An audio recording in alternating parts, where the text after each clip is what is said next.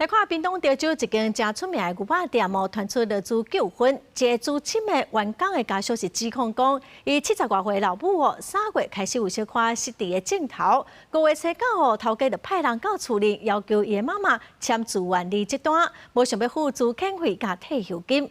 只毋過，這個頭家是講目前已經有申請調解了。你多少歲啊？你知影你多少歲無？我知啊。啊？警察看到阿桑牽着腳踏車，需要鬥3工，就過去甲關心。姓羅的負責人哪像有失智狀況，找無轉去厝的路，佇警察陪伴一戶一戶納問，路尾總算是到厝。毋過，這位負責人的家屬疑似佇面冊答問，講負責人原本佇潮州的一間知名的牛肉店做工課36天，卻因為失智，互店頭騙簽離職單，互家屬非常不滿。講也介久無接觸到伊啊，伊講無介身體無介好，講小可失智安尼啦。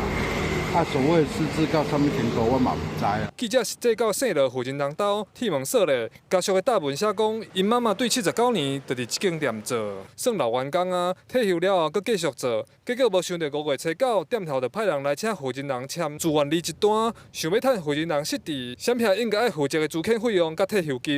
因為媽媽跟我們是非常感情非常好的，在母親節的時候，我們還有邀很多。